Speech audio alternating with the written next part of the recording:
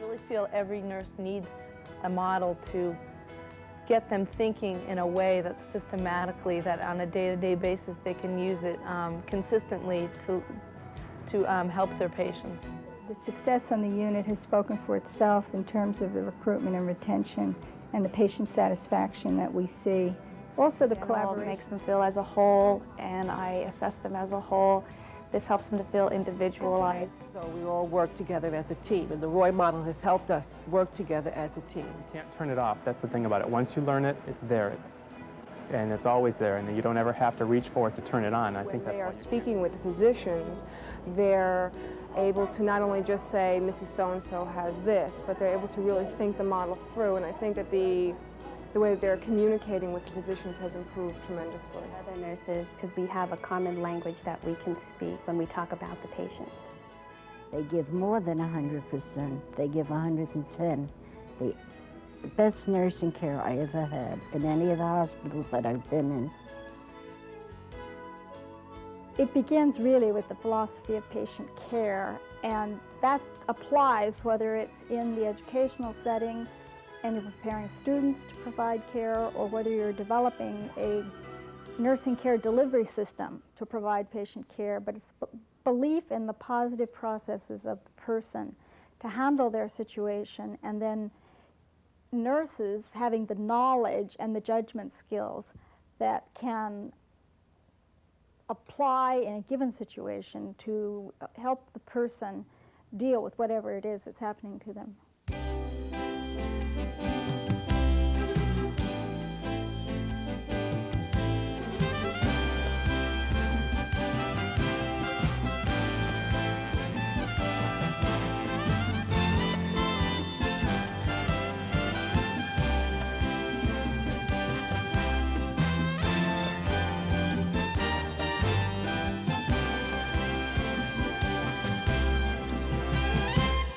The Nurse Theorists, Excellence in Action.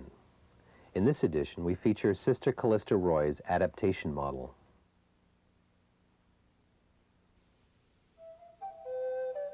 Sister Callista Roy, a member of the Sisters of St. Joseph of Carondelet, received her Bachelor of Arts in Nursing in 1963 from Mount St. Mary's College in Los Angeles, and her Master of Science in Nursing from UCLA in 1966. Although Sister Roy went on to continue her education with degrees in sociology, including a PhD from the University of California, it was while she was studying with Dorothy Johnson and working towards her master's that she developed the basic concepts of her theory, the Roy Adaptation Model. This conceptual model views the person as an adaptive system that is a biopsychosocial being required to adapt to environmental stimuli. The goal of nursing, according to Roy, is to promote adaptation by managing environmental stimuli.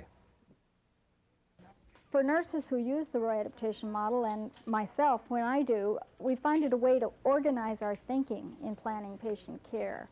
We can pull out the specific knowledge needed in a given situation and apply it to that particular patient's experience of that situation. And in that way, kind of enter into the situation with the person and be able to use their positive processes in a way that would promote adaptation. Actually, in terms of implementation projects, there was a wide variety, but Montefiore was a particularly attractive one to share as a good example in several respects. I had worked with Kevel Fredrickson over a period of time on research projects, and then watched the implementation project gradually take shape and grow here. Established in 1884, Montefiore Medical Center has become the largest academic medical center in New York City by revenue. Located in the Bronx, Montefiore is the university hospital for the Albert Einstein College of Medicine and includes 2 teaching hospitals, home health services, community-based clinical health centers, long-term care facilities, a prison health program, and a municipal hospital affiliation. Within the Moses Division of Montefiore, the neurosurgical unit represents a unique collaboration between nursing education and nursing practice. Dr. Kevel Fredrickson, professor at Lehman College of the City University of New York, holds a joint appointment at Montefiore as clinical nurse scientist. Dr. Fredrickson developed a proposal that created this innovative nursing unit for the hospital and is one of the guiding forces behind the implementation of the Roy Adaptation Model. There were a number of models that were available, and we selected Callista Roy's model in particular because of a number of features. The first part of it is that it really looks at the person as a whole, that there's a physiological and there's a psychological and a social component. Partly because of that, because of the physiological, is that we're able to take that into an acute care setting, which means that we can translate it into actual practice and interpret it to physicians. We can also use it for a wide variety of other healthcare disciplines, and we can also use it for a variety of levels of nurses, so that we can actually do something for the nurse's aide as well as the nurse with a doctorate and everyone in between. The other reason that we selected it is because it provides a common meeting ground for nurses and physicians where they can really talk about people, and the nurse can then interpret the person as a whole rather than just a disease entity. And finally, we found that it was certainly applicable for research, and we've derived a number of researchable questions that we've been able to investigate. I think one of the things that is most striking on a unit using the model is that the nurses are with the patients. The model focuses on individual patient assessment, and so that's where the nurse is. At the same time, it fosters a great deal of collegialship among the nurses, who then are communicating with each other about the level of knowledge that's needed for that patient care. So it involves knowledge and communication, and then individual nursing judgment and nursing judgment that is shared by the group.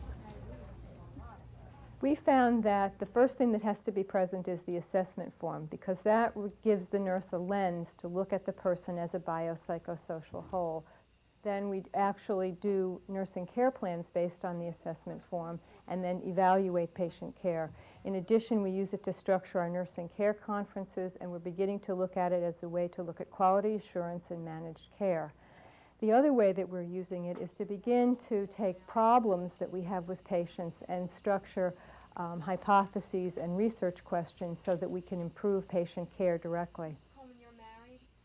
Prior to using a nursing model, we've always utilized a medical model, which concentrates on medical therapies, medical interventions, and now we're looking at the patient through a nursing theory and applying the nursing theory to help the patient, to assess and intervene for the patient. And I think the model makes the nurse think a lot clearer in terms of looking at the different modes and the different stimuli that are causing some of the behavior. So when they are speaking with the physicians, they're able to not only just say, Mrs. So-and-so has this, but they're able to really think the model through. And I think that the way that they're communicating with the physicians has improved tremendously. I think the shared language makes a big difference across the board with the nursing model. I think that's one of the real strengths of the nursing model. The nursing conference has really served as a place where we come together. It's as if everybody's taking care of their patients, sometimes more in isolation, and that opportunity to come together and begin to throw out a problem and for us all to struggle together to try and find a solution, it's almost becomes like a treasure hunt. And I found that the nurses have changed their attitude over the last couple of years about this and really enjoy the nursing care conferences now. In addition, there is communication among the other disciplines, because the nurses speak from what they know is their own area of specialty, and then can complement that of the rest of the healthcare team. It has affected such things as the records of keeping nursing care, being able to identify nursing issues, setting up career ladders for nurses, how they can move from one level of knowledge and judgment to another, to such things as quality assurance measurements of what would be considered successful promoting of patient adaptation.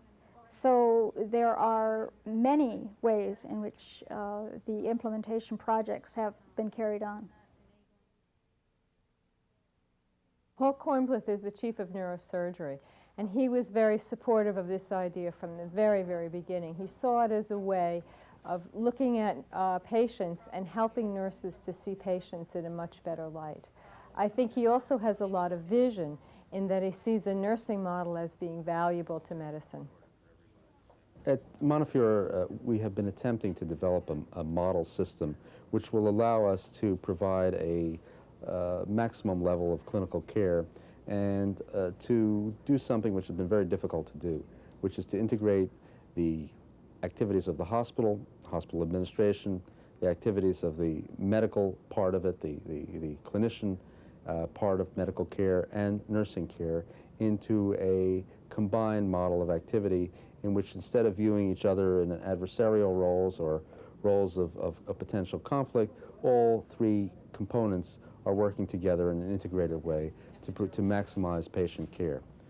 This program has allowed us to improve the quality of the relationship between doctors and nurses and administration so that indeed we have achieved our spirit of collaboration, and at the same time we've improved nursing retention and patient care. There was administrative support for it. The unit had great needs in that there was a very high staff turnover, and one of the greatest needs was to reduce the tremendous cost to the hospital of replacing those nurses constantly. And in the neurologic unit, this was particularly important because of particular preparation these nurses needed. The neurosurgeon was supportive of a more nursing model-based unit, as the nursing administration was too. So they set about with some creative approaches to have one-to-one modeling to help each nurse be able to gradually inculcate the use of the model his or herself. In that process then, it really became a model implemented unit. And as a result, the turnover rates did drop tremendously. And in 1 year, could show on paper a $300,000 savings in personnel costs. One of the most important byproducts of the change in the neurosurgical service has been its impact on the retention of important professionals, nurses being the most important in that regard. This retention, increased retention of nurses is not only good for the program professionally because it gives us more experienced, more committed, and a better integrated team of nurses, but it is a major money saver for the medical center. The cost of replacing a nurse is immense in terms of recruiting, in terms of training, in terms of lost time. Every position that we can save, every position that we can hold in place results in savings. Those savings ultimately get translated into patient care costs. And we believe in the long term, improving the medical care, improving the nursing care, will also have a positive impact on the cost of medical care. The program that you're visiting today is one such program. We believe it's been highly effective, and it has served as a model from which we have now gone on to develop a number of similar or related activities in other departments. It's very much part of the way we see the institution moving in the next 5 years as we bring about the changes we think are absolutely vital to do business and to practice medicine in the 21st century. During the interview process for this position, I was given the charge by Dr. Foreman to look at any models that would be creative in terms of recruiting and retaining qualified professional nurses, and took that opportunity with that charge to look at the Roy model as a framework for developing a big culture change in the organization. And I'm pleased to say, with Dr. Fredrickson's help, we've been able to implement that model on neurosurgery. And the nurses are now beginning to understand the adaptation model and use it in their practice. And the success on the unit has spoken for itself in terms of the recruitment and retention and the patient satisfaction that we see patients, interestingly enough, find us to be a very caring environment, and this has enhanced our opportunity to provide that care. Well, I think that it's very important to understand that the Roy model deals with the wholeness of the patient and the family. But the model in which we have designed the overall integration of the triad between the nurse management, the physician management, and the general management is built also on the same concept, that it is an integrated system that ultimately delivers good patient care. And by doing this, we have simply transferred from the Roy model the wholeness of the approach towards the patient to the wholeness of the whole organization that provides that type of service. Only difficulty with developing this type of program is that it goes against traditional models of how medical care and the relationships ordinarily develop. And it's more difficult for physicians to accept the fact that one is treating the nurse-physician relationship in a peer and equal level, and it's difficult for nursing to get out of its traditional roles of control of nursing and to cede control to the unit. And I think this is all very positive types of problems. Essentially, it's forcing change, and that's really the only difficulty with setting up this type of a program. The model is implemented in many types of institutions. In these many institutions, their own needs will vary, so there'll be a great deal of diversity. But at the same time, the model does provide for a certain framework that gives it unity. And in this, then, we find nurses more united. The decision to implement a model-based practice at Sharp Memorial really came from some discussions by our management group in terms of how to enhance the professionalism of nursing among the nursing staff in the Women's Center. And we considered several different ways, and one of the options that we felt was really important before we implemented anything else was to implement a conceptual-based practice. We felt that that was important mainly to give the nurses a framework from which to build their nursing practice, a means of assessing their patient and planning the care and implementing it, and then ultimately to evaluate it. We felt too that it was important that we looked at a model that would provide an entire scope of the patient's experience, including not only just the physiological as we had seen in the medical model, but something that would include the psychosocial and behavioral components of patient care as well. So that was ultimately the reason why we felt it was important to develop a model. When we looked at how we wanted to implement the model in practice, we really had two choices. We believed that we could either educate nurses about the model and hope that they began to incorporate that into their practice, or we could put a structure in place that would allow them to practice the model during the course of their everyday work as nurses and learn about the model through their practice. We chose the second approach because we wanted nurses to, from the outset, integrate the theory of the Roy model with their actual practice. The structure that we put into place was an integrated approach to using standards of care, documentation, and care planning to allow the nurse to have a whole set of components to use the model in their practice. The standards of care provide the guidelines with which the nurses practice on the unit. The documentation system allows them to document those elements that they do perform in their practice, both the assessment and the intervention components. The care plan, which is consistent with the standards of care, allows nurses to focus their interventions towards specific elements of adaptation in which the patient has specific needs. So we have a system in the care planning component where there are specific outcomes that we as nurses are looking for. In addition, we're able to individualize that to meet the patient's specific needs as well.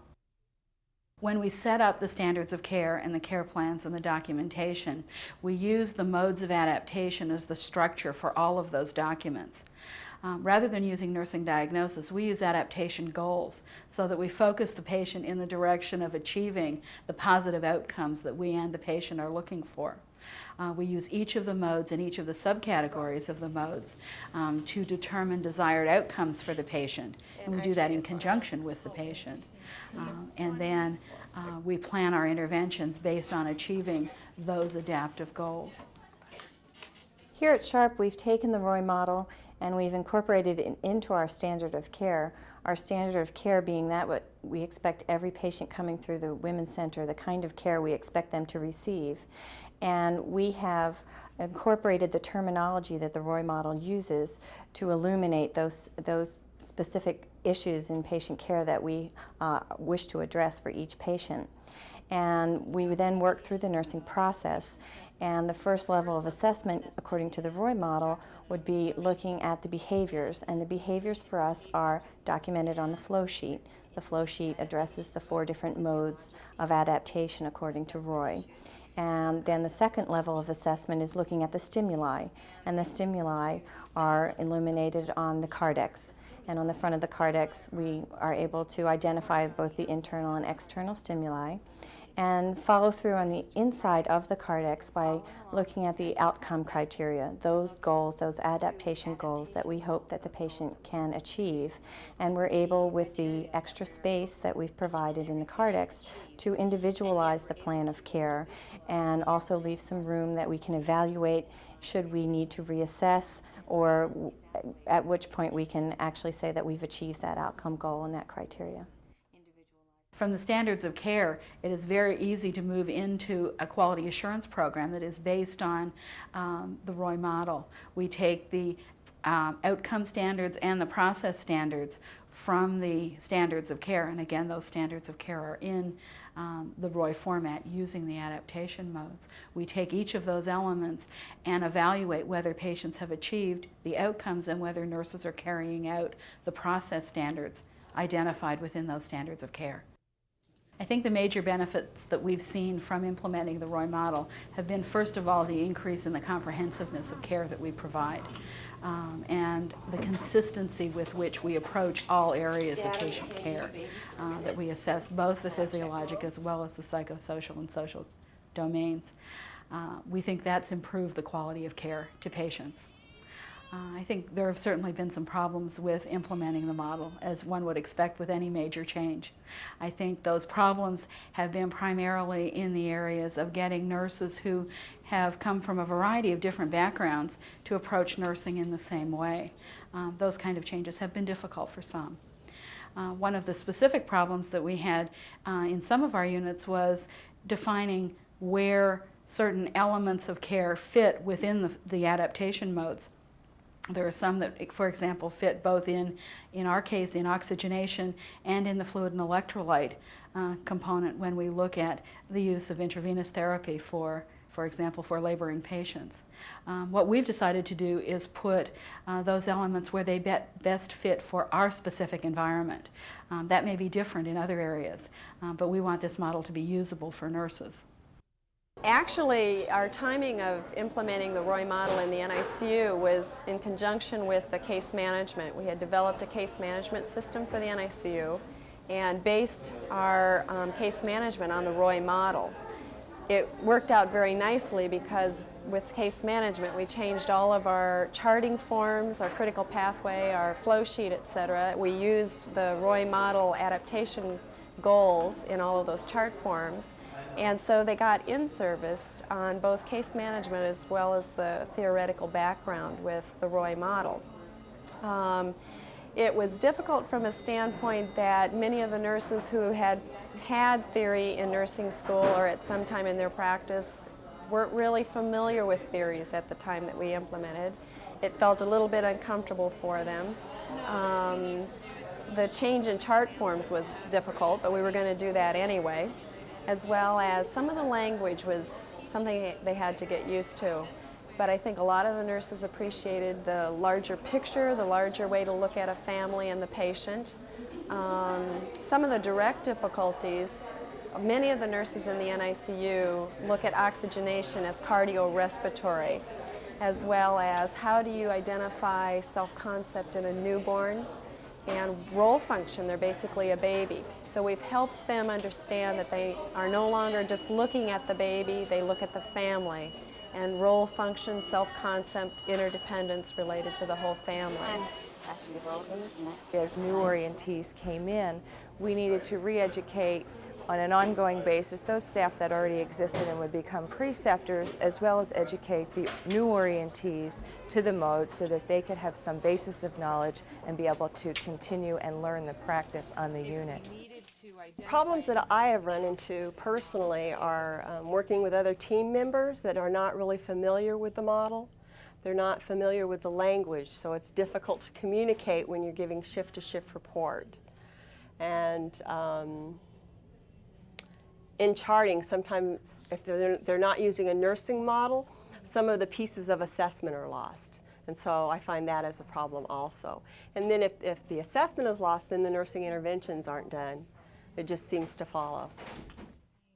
There are some nurses who more unconsciously incorporate it into their process, don't use the language, but are really using the concepts of the model by doing a thorough assessment of the patient in all of the dimensions. There are other nurses who are using the model simply as a way of documenting the process of nursing, use the model to guide their practice, use the required documentation to direct their practice and organize their work. I think that it's fine for nurses to use the model at whatever level they feel comfortable with. I don't think that we can expect every nurse to use the model in the same way. It's a tool for them to use. From an administrative perspective, the pros and cons of using a conceptual model to guide practice, I think there are a few things that one must consider. The pros, of course, would include the fact that the conceptual model gives a framework for people to guide their practice, a way of implementing the nursing practice with the patient. And it gives a common language among the nursing staff. We felt in first deciding to use a model that it also gave us an opportunity to focus in on the nursing practice rather than a straight physiological model, which is common in medical practice. I think the negatives that we encountered included the fact that the physicians didn't use a common language with nursing. And so we needed to begin to work with our physicians so that they would understand the importance of what we were doing and also understand the language that we were using. And fortunately, the model that we chose had language which was easily understood and language that was appreciated by the physicians. You know, anyone can understand the need for interdependence and physiological mode, etc. So I think that it did have some commonness with what they were accustomed to as well. Like any other change, we've had our good days and our bad days, but in general, the more we're into the project, the more good days we have. We've had some hard data now which indicates that we've really improved recruitment and retention, and we're also noticing that professional identity and professional satisfaction has increased tremendously. I think the other thing to notice is that the way that the nurses deal with the families now has improved so dramatically, and they enjoy having families around, and they're much more liberal with visiting hours. I find the successfulness of the project is being noted in many other ways in the research that they're doing with the outcomes for patients, patient satisfaction, including in how you look at patients' treatment protocols, that they would include not only their physiologic well-being, but what's happening to them as a person. So the nurses are able to feed in this dimension. Firstly, the moment you call for them, or you buzz your bell, they are here. And they show such compassion. And that is 99% of the care for a patient. When you have somebody come to your bed that feels for you, that comes in no matter how hard their day is, they can come in with such smile, and that eases your stay in the hospital. They give more than 100%. They give 110. The best nursing care I ever had in any of the hospitals that I've been in. since we've used the Roy model, it's brought us closer together with our patients. We're able to see our patients as a whole from the time they come in on admission.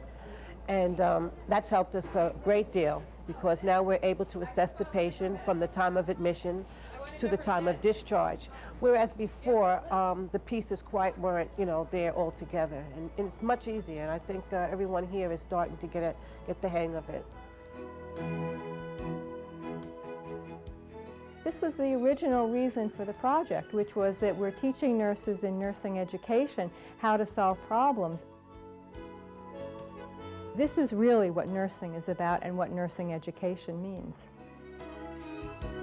The key is the belief in people, and throughout whatever is being done with the model, it's that belief in the basic human life processes and the many, many things that people have to go through, families dealing with serious illness, people dealing with catastrophic diagnoses, people dealing with the overwhelming demands of trying to stay healthy in a dramatically changing environment.